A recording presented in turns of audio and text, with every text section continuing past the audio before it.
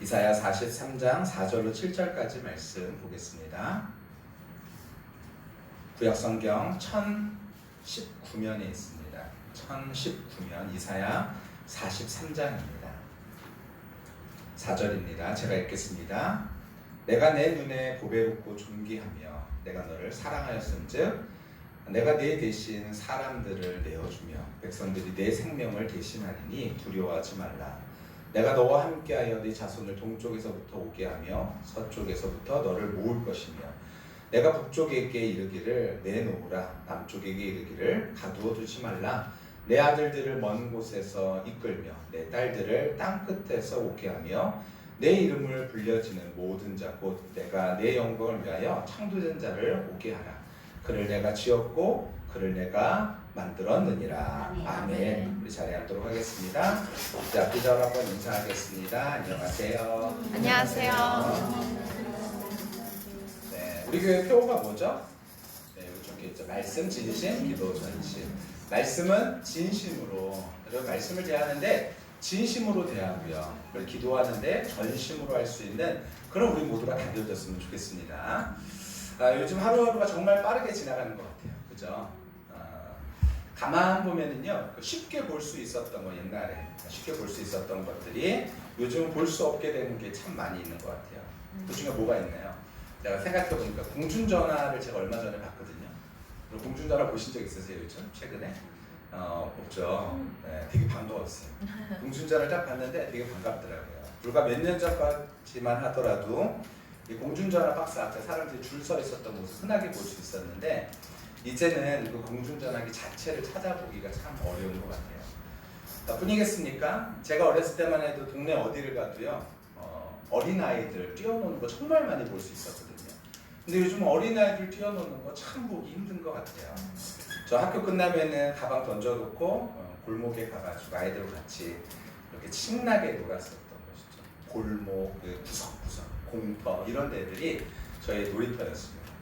정말 재밌었던 것 같아요. 근데 그때 뭐 특별히 장난감이 있었나요? 없었어요. 돌멩이 하나만 가지고도 우리는 신나게 재밌게 가장 재밌게 놀 수 있었습니다. 그런데 요즘 골목에 보니까 골목이 뿐이겠어요. 애들 보기가 너무 쉽지 않은 것 같아요. 그 자리가 뭘 차지하고 있는가? 스마트폰이 차지하고 있는 것 같아요. 그렇죠? 네, 공중전화도 스마트폰, 애들 놀거리도 스마트폰, 다 스마트폰인 것 같아요. 시원이도 애들끼리 놀다 보면요, 뭐하고 노냐면요, 핸드폰 가지고 놀아요. 제가 교회 올 때 시원이 누나한테 하는 얘기가 교회 올 때 핸드폰 가지고 오지 마라 이렇게 얘기했거든요. 그래서 교회 와서는 최소한 교회에서만큼은 같이 몸으로 놀으라고 그렇게 해서 한 건데요. 교회뿐이죠. 뭐 다른 데서 만나면 얘네들 스마트폰 가지고만 이렇게 놀아요. 근데 요즘 젊은 사람들은 대화를 뭘로 하는 줄 아세요? 스마트폰에 문자로밖에 못해요. 실제로 대화하는 게 되게 어렵고 어색하다 그러더라고요. 그래서 회사에서도요, 지령을 이렇게 내려주는 것들을요, 핸드폰으로 카톡으로 내려주기도 하고 대화하는 것 자체가 되게 어려워하는 세상인 것 같아요. 스마트폰 가지고 놀면서 가까워지고. 근데 사실 이 스마트폰, SNS 이런 것들로 해가지고 가까워지는 것 같지만요, 실제로는 가까워지는 게 아니라 마음이 더 불편해지는 것 같아요. 불안해지는 것 같고요. 인스타그램, 페이스북, 틱톡 이런 데 올라오는 사진들 보면 어때요? 하시는 분 계십니까? 여기 젊은 사람들은 다 하실 텐데요. 그런 데 보면요, 사람들이 사진을 찍어서 올려놓거든요. 올려놓으면 어떤 사진 찍어서 올려놔요? 자기가 되게 자랑하고 싶은 거, 그런 거 되게 많이 올려놓거든요. 그러면은 거기에서 상대적인 뭐가 생기죠? 박탈감이 생기는 거예요. 이 사람은 맨날 해외여행 가. 근데 그 사람이 맨날 해외여행 갈까요? 맨날 맛있는 거 먹을까요? 근데 그것만 골라서 올려놓으니까 나는 해외여행도 못 가고 나는 맛있는 것도 못 먹고 나는 좋은 데도 못 가고 이런 생각 때문에 저 사람은 성공했는데 난 성공하지 못한 것 같아, 이런 마음들이 들면서 우리의 마음속에 불안한 마음이 들죠. 또 사람들은요, 거기에다가 딱 올려놓으면 그 다음에 어떻게 해요? 뭘 기다리죠? 좋아요, 구독 막 이런 거, 뭐 그런 거 올려놓으면요, 안 올려지면요 인정받지 못하는 거, 이런 마음들이 드는 것입니다. 그런데 희한한 거는요, 그 반응이 오늘은 막 치고 가는 것 같은데 내일 갑자기 사라지기도 하고요. 아무것도 아니었던 사람이 갑자기 막 올라가기도 하고요. 이런 요동치는 세상 가운데서 살아갑니다. 다 좋아요. 근데 중요한 건 이거죠. 이런 변화 가운데에서 우리는 어디에다가 마음을 두고 살아가느냐. 이런 혼란 시기에서 우리는요, 나는 누구인가, 그리고 나는 무엇을 위해 살아가는가라는 그런 질문을 잃어버리면서 살아갈 때가 있죠. 나는 누구인가, 무엇을 위해 살아가야 되는가 묻지만 그 대답이, 그 정답 같은 것들이요, 외부의 시선에서 계속해서 찾으려고 해요. 세상의 평가로. 누가 내 글에 좋아요 눌러주면요, 내가 좀 잘 되는 것 같고 좋은 것 같고, 누가 안 눌러주면요, 구독자가 몇 명인지 뭐 이런 것만 막 혈안이 돼 있어서 사람들이 살아가죠. 사람들이 시선 속에서 인정과 사랑을 갈망하며 하루에도 수십 번씩 마음이 요동치는 것이 요즘의 세상인 것 같아요. 실제로는 삶이 평범해 보이거나 때로는 힘들어도 SNS 속에서만큼은 화려하게 보이고 싶어서 나는 이렇게 잘 살고 있어, 나는 이렇게 행복해, 이런 말들을 사람들한테 보여주고 거기에 반응에 따라서 살아가려고 하는 모습들이 우리의 마음 가운데 얼마나 많은지 모르겠습니다. 그러나 여러분, 이런 세상은 결코 안정적이지 않죠. 이런 것에서는 우리 그런 것의 평가는요, 우리를 제대로 평가하지 못하게 되어져요. 자고 나면 변하는 세상 속에서요, 어제는 칭찬받다가 오늘은 비난받기일 수 있습니다. 어제는 최고라고 불리던 가치가 오늘은 시대에 뒤떨어졌다고 말하는 게 요즘 세대예요. 유행은 빠르게 변하고요, 사람들의 말도요, 계속해서 바뀝니다. 그런 변덕 속에서 우리는 혼란을 느끼면서 나는 누구인가라는 질문을 하게 되어지는 것 같아요. 이런 불안한 시대 속에서 많은 사람들이 자신의 정체성을 붙잡기 위해서 더 열심히 포장합니다. 더 열심히. 더 좋은 사진 올리고요, 더 화려한 거 보여주려고 그러고요, 거기서 인정받으면 그래도 잘 되는 것 같고, 뭐 이런 생각들. 사람들이요, 진짜로 우리의 자신을 어디서 찾아야 될지에 대해서 우리는 혼란을 느낍니다. 근데 하나님의 말씀은 어떨까요? 변덕스러울까요? 그렇지 않습니다. 우리 같이 한번 읽어볼까요? 함께 읽습니다. 시작. 풀은 마르고 꽃은 시드나 우리 하나님의 말씀은 영원히 서리라 하나. 풀은 말라요, 그죠? 저 뒤에 보면 화분이 하나 있는데, 저 화분이요, 이제 갖다 놓은 지가 한 3개월 정도 된 것 같아요. 이거 선물로 주신 건데, 저 화분이요, 이제는 좀 말라가지고 꽃이 다 떨어져 버렸어요. 여기 위에 두고 있는 데 있는 거. 풀은 마릅니다. 그리고 여기도 보세요. 여기서 보시면은 풀은 마릅니다. 네, 우리 김경자 권사님이 요거 보시더니 새롭게 또 사다 놓으셨어요. 이 풀 어떨까요? 마를까요? 안 마를까요? 말라요. 시간이 지나면 말라요. 꽃은 시듭니다. 그런데요, 무엇은 변하지 않죠? 하나님의 말씀은 변하지 않습니다. 그 중에서 어떤 말씀이 변하지 않는가? 저는 이 말씀이 변하지 않는 것 같아요. 같이 한번 읽어볼게요. 시작. 내가 내 눈에 보배롭고 존귀하며 내가 너를 사랑하였은즉. 여러분, 이것을 우리의 마음속에 꼭 담으세요. 다시 한번 읽어볼게요. 시작. 내가 내 눈에 보배롭고 존귀하며 내가 너를 사랑하였은즉. 여기서 내가가 누굽니까? 너가. 하나님 보시기에는 어떻다고요? 보배롭고 존귀하며. 하나님께서 우리를 사랑하신대요. 여러분, 이 사실이 우리의 마음속에 변하지 않는 진리로 다가오게 되시기를 간절히 축원합니다. 세상이 아무리 우리를 공격한다 할지라도요, 여러분, 말씀에 진심이 되어졌으면 좋겠어요. 다른 것에 진심이 아니라 말씀의 진심인 우리가 되어졌으면 좋겠습니다. 그래서 한번 읽어볼게요. 시작. 하나님의 말씀은 변하지 않는다. 여러분, 하나님의 말씀은 어떻다고요? 변하지 않습니다. 다시 한번 읽어볼게요. 시작. 풀은 마르고 꽃은 시드나 우리 하나님의 말씀은 영원히 서리라 하라. 아멘. 세상은요, 마치 계절처럼 시시각각으로 변합니다. 하지만 사람의 마음도 변하지만요, 하나님의 말씀은 결코 변하지 않아요. 우리 박정무 선생님 이제 오셨는데, 이제 오늘부터 박정무 성도님이 되십니다. 네, 여기에 등록카드를 쓰셨어요. 네, 우리 선생님 오늘 이제 박정무 성도님이시죠. 오늘 오시는데, 제가 주중에 예전에 벌써 한 2개월, 3개월 정도 전에 사놨던 성경책이 있었거든요. 선생님 드리려고 사놨던 성경책이 있었는데, 이번 주중에 제가 드렸어요. 드려서 오늘 올라오시는데, 성경책을 어떻게 갖고 올라오셨을까요? 그렇죠, 그렇죠. 잘 아시네. 성경책을요, 여기다가 이렇게 목사님 교회 오셨어요. 그러면서 시원이랑 저랑 우리 민규네 데리러 이제 가면서 계단에서 만났는데 저한테 딱 이렇게 드시더니 뭐라 그러셨는지 아세요? 목사님 사진 한 장 찍어야 된다. 네, 딱 이렇게 말씀하시더라고요. 네. 평생 처음으로 우리 교회도 이제 안 다니시고 뭐 물론 한 번쯤은 가보셨겠지만 처음으로 교회 오시면서 우리 교회에 오셔서 등록하시고 성경책 처음 들고 성경책 들고 교회 가는 게 꿈이었어요 라고 말씀하셨어요. 그런데 오늘 그 꿈을 이루신 거죠. 근데 제가 내려가면서 딱 그 생각이 드는 거예요. 이게 누군가에게는 꿈이구나. 우리에게는 일상인 것 같지만요. 여러분들 이 말씀이 변하지 않는 것이죠. 이 말씀이 여러분 우리 자신, 우리 교회, 우리의 가정을 다스리는 귀한 말씀이 되시기를 간절히 축원합니다. 저 변할까요? 안 변할까요? 저도 변해요. 시원이 누나한테 맨날 변해요. 변해요. 그렇지만요. 뭐가 안 변하면 하나님의 말씀이 안 변하죠. 하나님의 말씀으로 저를 계속해서 돌아보는 거죠. 이 말씀이 우리를 규정할 수 있게 되시기를 예수님의 이름으로 간절히 축원합니다. 성경에 보면 변덕스러운 모습들이 있죠. 읽어볼게요. 시작. 백성이 모세가 산에서 내려옴이 더딤을 보고 모여 백성이 아론에게 이르러 말하되 일어나라 우리를 위하여 우리를 인도할 신을 만들라. 여기까지요. 이게 언제입니까? 32장이니까요. 모세가 시내산에서 말씀을 받고 내려올 때예요. 그죠? 말씀을 받고 내려오는데 모세가 내려오는데 어떻대요? 내려옴이 더뎠대요. 내려오면 더디니까요. 사람들은요. 그 전에 무슨 기적이 있었죠? 홍해를 건넜죠. 또요. 네, 하늘에서 만나가 내려오고 또요. 메추라기도 먹고요. 또요. 뭐 마라의 쓴물도 있었고 여러 가지 기적들이 있었어요. 그런데도 불구하고요. 시간이 더디 내려오니까 어떻게 했대요?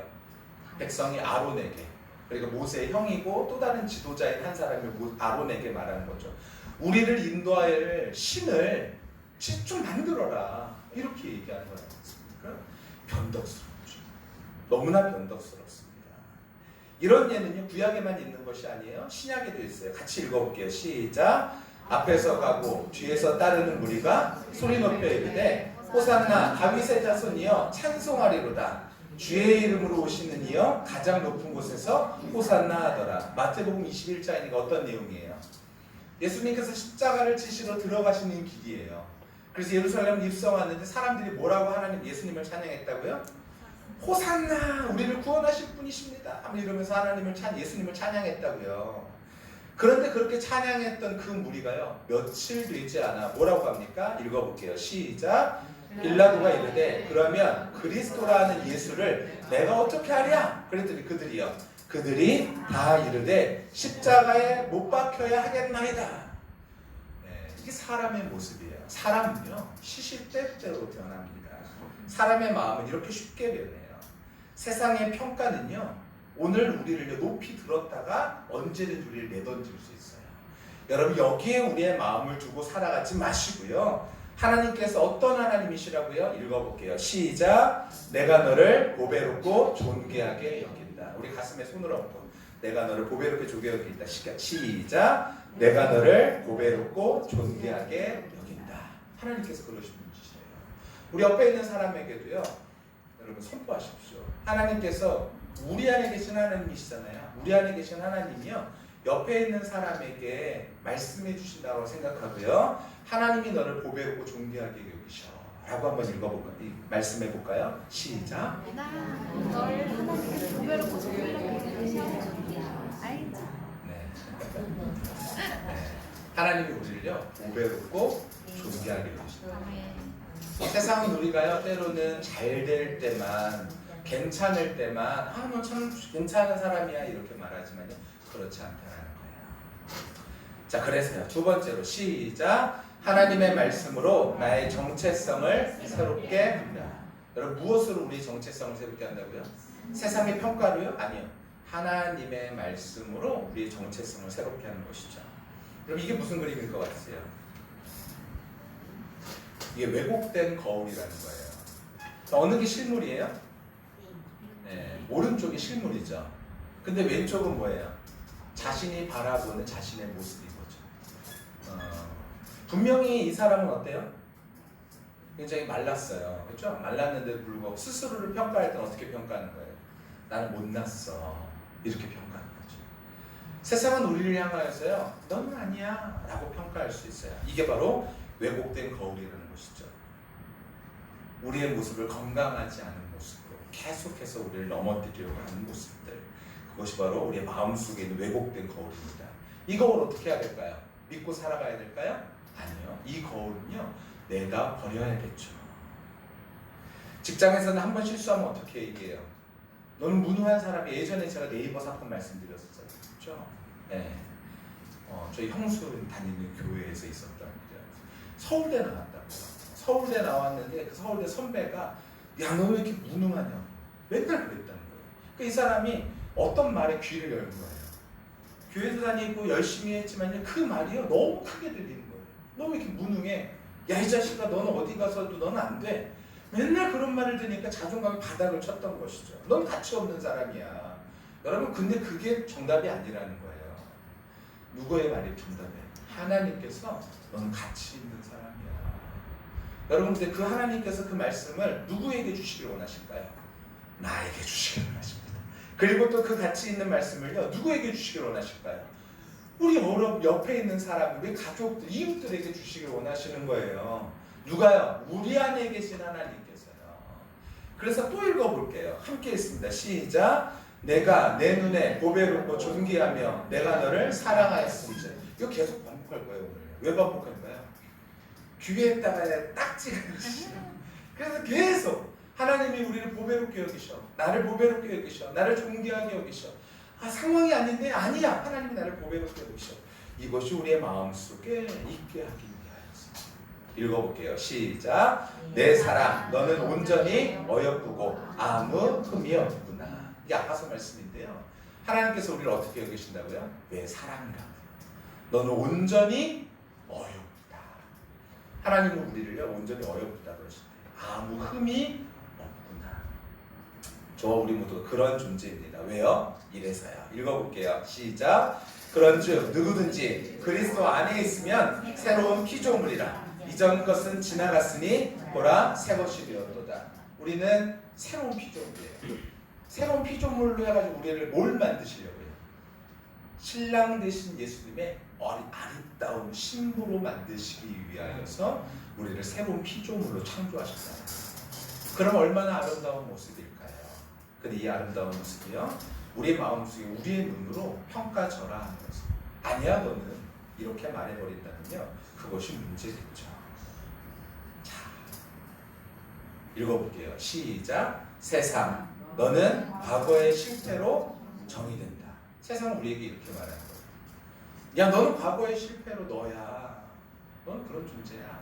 근데 하나님은 뭐라 그러실까요? 읽어볼게요. 시작. 내 과거는 십자가에서 끝났다. 여러분 선포하세요. 내 과거는 십자가에서 끝났다. 세상은요, 너는 부족해 라고 말한다라는 거예요. 그렇지만 하나님 우리를 뭐라 그러신다고요? 시작. 너는 나의 형상대로 지음을 받았다. 하나님 우리를 귀하게 여기시고 하나님의 형상대로 지음을 받았대요. 세상은요, 야 너는 혼자야. 하나님 뭐라 그러실까요? 시작. 내가 세상 끝날까지 너와 함께 하리라. 아멘. 하나님은 그러신 분이시다라는 거예요. 꼭 기억하세요. 세상 끝날까지 우리와 함께 하시는 분이 바로 하나님이시다라는 것이죠. 그러니까 하루를 시작할 때 여러분 이렇게 시작하십시오. 같이 읽어볼게요. 시작. 나는 하나님의 사랑받는 자녀다. 이게 주문처럼요 우리 마음속에 외우라고 그렇게 말씀드리는 건 아니에요. 하지만요 세상에서 우리가 너무 많은 이야기를 들으니까요.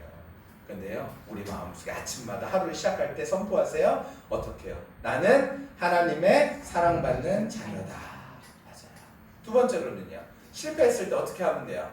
하나님은 나를 버리시지 않는다. 여러분 이 말씀 꼭 기억하세요. 이거 누구한테 해야 돼요? 나한테도 해야 되지만 누구한테도 해야 됩니까? 네, 우리 모두에게도 해야 될 이야기죠. 우리 자녀들 또한 우리 이웃들 만났을 때 하루를 시작할 때 어떻게 시작하면 돼요? 야, 하나님이 널 정말로 사랑하시는구나 라고요. 네, 오늘까지만 우리 박정우 선생님, 박정우 성도님 이야기를 조금 하겠습니다. 우리 박정우 성도님이요, 얼마 전에 이제 동네 사람이신가 봐요. 어떤 분이요, 이렇게 이번에 수학이 잘 안 됐어 이렇게 얘기하시니까 우리 박정무 선생님이 뭐라 그러시냐면 그분한테 하나님이라는 말을 쓰기는 조금 그분이 어떻게 생각할까 몰라서 하늘이 준 대로 감사하게 먹었니? 이랬대요. 네, 하늘이 준 대로 감사하게 먹어. 우리 성도님이 어떻게 그렇게 고백을 할 수 있게 됐는지 모르겠다 라고 말씀하시면서 이게 하나님이 나한테 믿음을 주신 것 같다 이렇게 말씀하시더라고요. 그럼 하나님께서요 우리가 어떤 사람이라고요?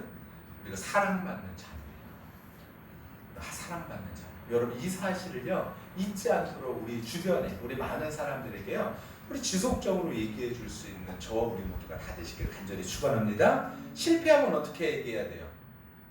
누군가 실패하면요 그 봐 내가 알았어 너 실패할 줄 알았어 이렇게 말해야 될까요?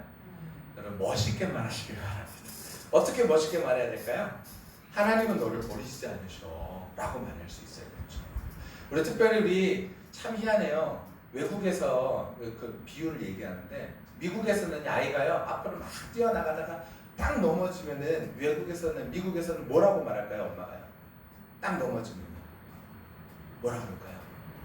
넘어졌을 때 딱 일으켜주면서요 엄마가 너를 위해서 집에 가서 쿠키를 하나 구워줄게 우리 집에 들어가자 이렇게 말합니다. 근데 한국에서 넘어지면 뭐라 그래요? 엄마가 뛰지 말랬지? 엄마가 뛰지 말랬지? 왜 뛰어? 이렇게 얘기한다라는 거예요. 참 이게요 참 이렇게 우리나라 사람들이 쟤네들 안에서 공감하나 봐요. 얘네들이요. 우리는요 이렇게 결과에 대해서 굉장히 집착하고 우리도 급해지는 것 같아요. 얘가 넘어져서 혹시라도 다치게 돼가지고 뭐 이런 근심과 걱정이요 우리 마음속에 되게 많은 것 같아요. 근데 여러분 그 근심과 걱정이 우리 마음속에 있는 것이 아니라요 우리 마음속에 하나님을 기대하는 마음이 우리 가운데 있게 되시길 간절히 축원합니다. 뛰지 말랬지가 아니라 너 넘어진다고 엄마가 몇 번을 말해 왜 이렇게 말을 안 들어가지? 그래서 엉덩이 팍 때리는 것이 아니라요 하나님 너를 버리시지 않으신다. 너가 실패했지만 이거 넘어졌을 때뿐만 아니죠. 너가 실패했을 때도요 괜찮아. 이게 녹화가 되고 있으니까 제가 이렇게 좀 그렇지만요 생수님 교회에서 우리가 이제 나와가지고 여기에서 다시 새롭게 교회를 시작할 때 저희 아버지가 참 이렇게 힘이 되어 주셨었어요. 뭐라 그러셨냐면 저희 아버지가 그러셨어요. 걱정하지 말라 그러셨어요. 그러면서 이렇게 말씀하셨어요. 집 담보로 해가지고 대출 받을 수 있는 만큼 다 받으라고. 괜찮다. 근데 저희 아버지 재산이 많지 않거든요. 그 집이 이제 다 팔고 그 집 전부예요. 지금. 근데 이거 담보로 해가지고 대출 받을 수 있는 만큼 다 받으라고 그러셨었어요. 야 이게 쉽지 않거든요. 근데 저희 아버지가요 그런 마음으로 야 이 자식아 너는 교회를 해가지고 이렇게 제대로 똑바로 하지 이게 아니라요. 저희 아버지 교회 상황도 잘 모르시잖아요. 제가 다 그렇다고 집에서 저희 아버지한테 얘기한 것도 아니고 근데 저희 아버지가 그런 부분에 대해서 뭐라고 하시냐면요 괜찮다고 말씀하셨어요. 괜찮다. 그러면서 다시 시작할 수 있다. 열심히 해봐. 그렇게 말씀해서 격려해 주셨거든요. 여러분 우리는 격려받기를 원하십니까? 우리는 누군가한테 꾸준함 느끼는 것입니까? 격려받기를 원하지. 여러분 하나님께서 우리를 격려하신대요. 그 마음으로 우리 서로를 격려할 수 있는 저와 우리 모두가 다 되시기를 예수님의 이름으로 간절히 축원합니다. 그러니까 이렇게 얘기해야 돼요. 외로울 때는요 내가 너를 떠나지 않는다. 이 말씀 우리 안에 있었으면 좋겠습니다. 그러면서 이렇게 선포했으면 좋겠습니다. 읽어볼게요. 시작. 나는 세상이 말하는 사람이 아니라 하나님이 말씀하신 그 사람이다. 네. 세상이 말하는 난 그 사람이 아니다. 하나님이 말씀하신 바로 그 사람이다. 존귀한 자다. 여러분 잊지 마시길 바랍니다. 그럼 어떻게 될까요? 말씀 안에서 삶의 목적을 발견하게 되죠. 같이 읽어볼게요. 시작. 우리는 그가 만드신 바라 그리스도 예수 안에서 선한 일을 위하여 지으심을 받은 자니.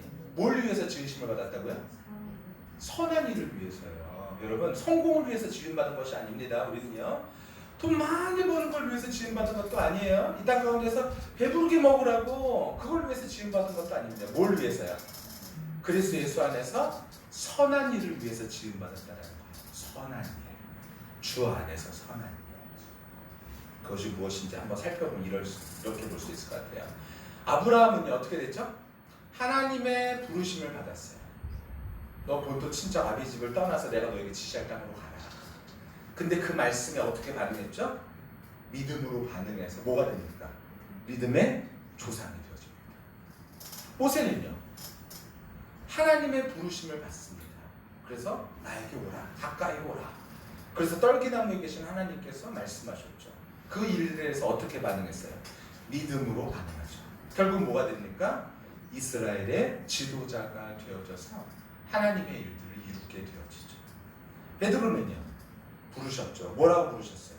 내가 사람을 낳는 어부가 되게 하리라. 이 말씀에 어떻게 했어요? 베드로도 믿음으로 반응해서 예수님의 수제자가 되어지면서 이 땅 가운데서 복음을 전하는 사람이 되어지죠. 이제 우리는요 우리도 하나님께서 우리를 부르실 때 그 말씀에 따라서 믿음으로 반응하며 하나님께서 허락하신 선한 일을 이룰 수 있는 저와 우리 모두가 다 되시기를 예수님의 이름으로 간절히 축원합니다. 이들을 변화시킨 것은요 이들을 믿음의 조상, 이스라엘의 지도자, 구원자, 그리고 예수님의 수제자가 될 수 있도록 했던 것은 환경이 아닙니다. 하나님의 말씀과 그 말씀에 대한 믿음의 반응이었죠. 저와 우리 모두가 믿음으로 반응하며 살아갈 수 있는 우리 모두가 다 되어졌으면 좋겠습니다. 하나님의 말씀은 위로만 주는 것이 아니라 새로운 사명과 방향을 심어주는 힘이 있습니다. 사람은 목적이 분명할 때 어려움을 견딜 수 있는 힘이 생깁니다. 분명하면 어떻게 살아야 되겠다고 분명해집니다. 사도 바울은 복음을 전하는 것이 자신의 사명인 것을 알았기 때문에 매맞을 때 감옥에서도 배고픔에서도 포기하지 않고 끝까지 달려갈 길을 마칠 수 있었던 것 아니겠습니까? 우리도 마찬가지입니다. 세상의 칭찬인 성공이 아니라 하나님의 말씀 속에서 주신 사명이 나를 움직일 때 그 사명이 흔들리지 않고 끝까지 아름다운 일들로 이루어질 수 있게 되어진다는 거예요. 사랑하는 성도 여러분, 하나님의 말씀을 우리에게 오늘 이렇게 묻는 것 같아요. 너는 무엇을 위해서 사느냐? 넌 무엇을 바라보며 살아가느냐? 무엇을 들으면서 살아가느냐? 하나님의 음성을 들으며 살아갈 수 있는 그 목적을 따라 살아갈 수 있는 저와 우리 모두가 다 되시기를 예수님의 이름으로 간절히 축원합니다. 그러므로 저와 우리 모두가 오늘 이렇게 결단했으면 좋겠습니다. 같이 한번 읽어볼게요. 시작. 나는 세상이 말하는 내가 아니라 하나님의 말씀이 말씀하시는 나로 살겠다. 세상이 말하는 내가 아니라요, 하나님이 말씀하시는 나로 살겠다. 여러분 그렇게 살게 되시기를 예수님의 이름으로 간절히 축원합니다. 왜냐하면 하나님께서 우리를 지으셨기 때문이시죠. 오늘 이 예배를 마치고 세상 속에서 나갈 때 우리의 귀에는 여전히 사람들의 말들이 들릴 거예요. 사람들의 평가가 있을 것입니다. 그러나 그때마다 이 말씀을 마음속에 새기십시오. 내가 너를 보배롭고 존귀하게 합니다. 그리고 그 마음으로 다짐하십시오. 이제는 세상이 말하는 내가 아니라 하나님의 말씀이 말씀하시는 나로 살겠다. 그래서 복음에 합당하게 살아갈 수 있는 저와 우리 모두가 다 되시기를 예수님의 이름으로 간절히 축원합니다. 아멘. 우리 함께 옆에 있는 사람에게 이렇게 고백할까요? 하나님이 말씀하시는 당신으로 사십시오. 하나님의 말씀하시는 당신으로 사십시오. 한 번 더요. 당신은 보배롭고 존귀합니다. 당신은 보배롭고 존귀합니다.